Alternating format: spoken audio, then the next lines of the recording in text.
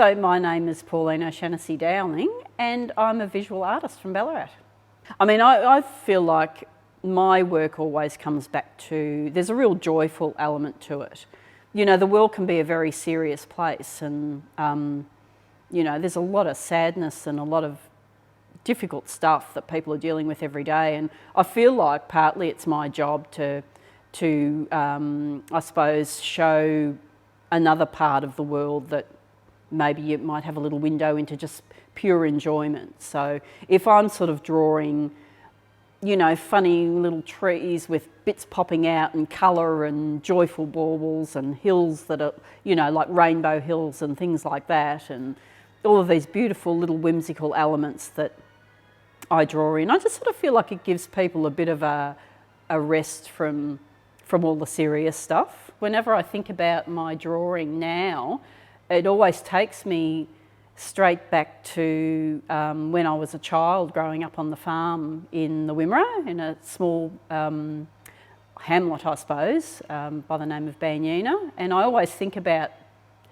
the time spent there as a young person and living on this, you know, large farm and exploring paddocks, and our family lived on the river, the Richardson River, and it was a very beautiful place, and there was a lot of time to explore and look around the countryside and fall in love with trees and nature and, you know, get out and just enjoy the beauty of the local environment. And whenever I'm drawing, I think about those days and the love that I had and still have for that part of my life.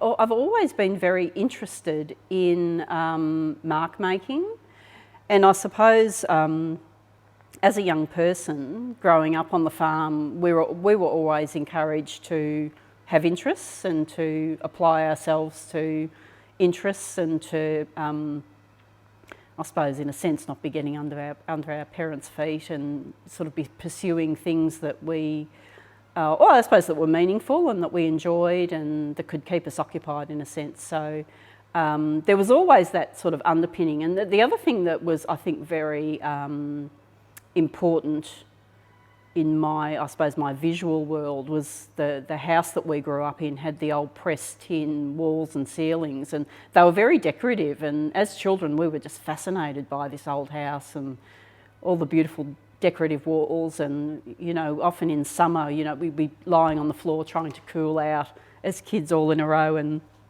we'd be looking up at the ceilings in the house and sort of looking for irregularities in the patterns and talking about the patterns and being quite fascinated with this kind of, I suppose, decorative sort of house in the middle of this quite sort of bleak kind of country landscape, I suppose. Quite a creative childhood really, and sort of encouraged to be, you know, creative within yourself.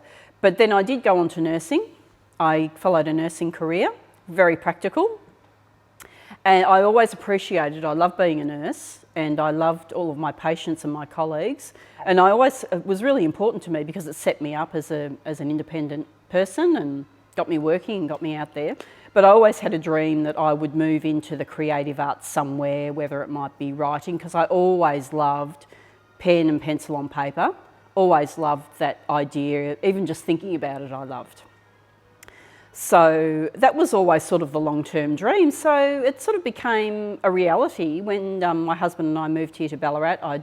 I'd done 20 years of nursing and we were, you know, got ourselves kind of in a fairly comfortable position.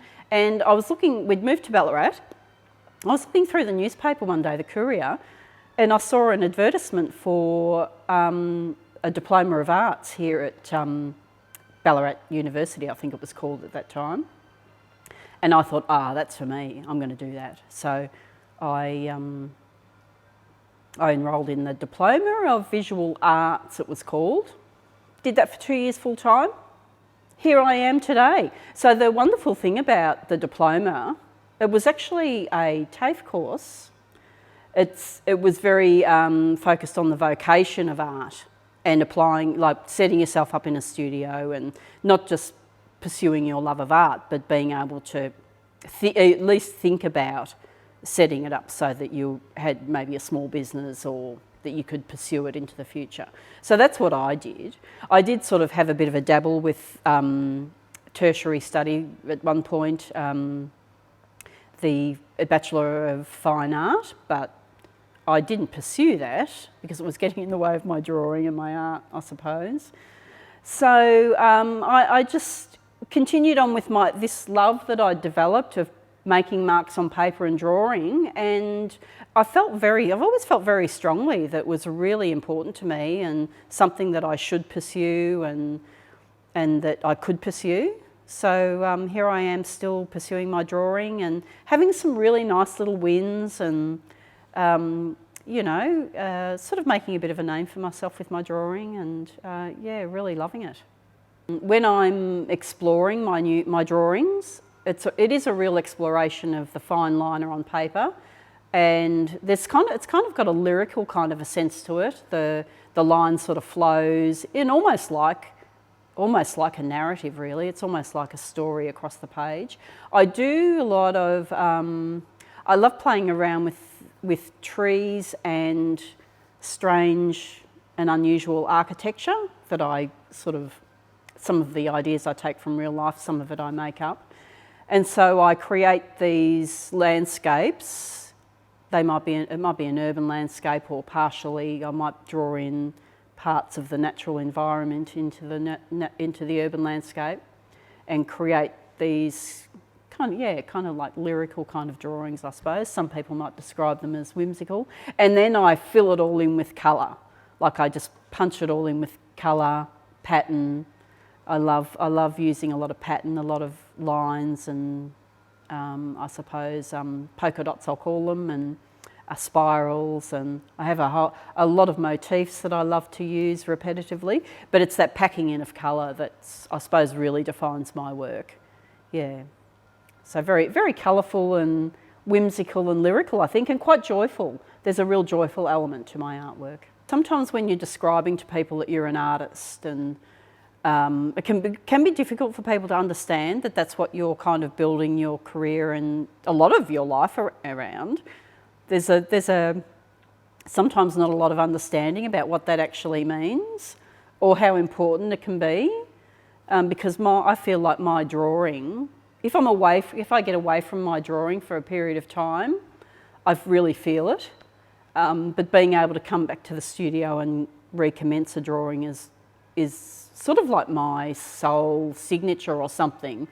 I don't really know how to describe that, but it's very much, that making your own mark, like that, your own sort of creative part of the world is very important to me. I think it's important to everyone, actually, to have that kind of creative voice that really defines you as an individual.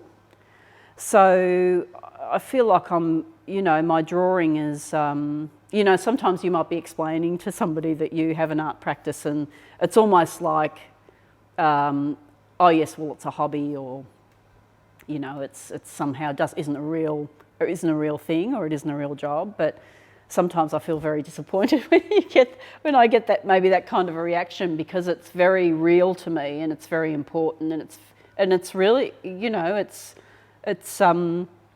very important part of my life, but also you can bring other people into it. Like I have students that I work with and drawings that I create for other organisations that are important, and yeah, so it's very much a very solid part of my life.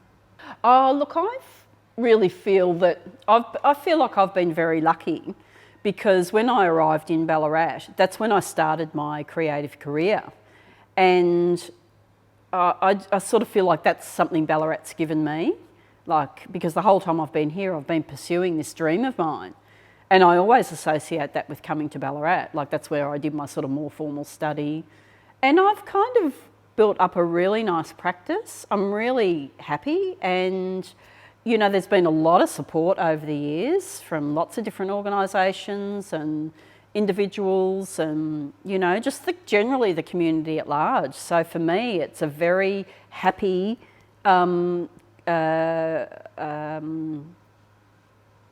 what's the word? Relationship. That's what I'm trying to think of. Yeah, a very happy relationship for me. Yeah.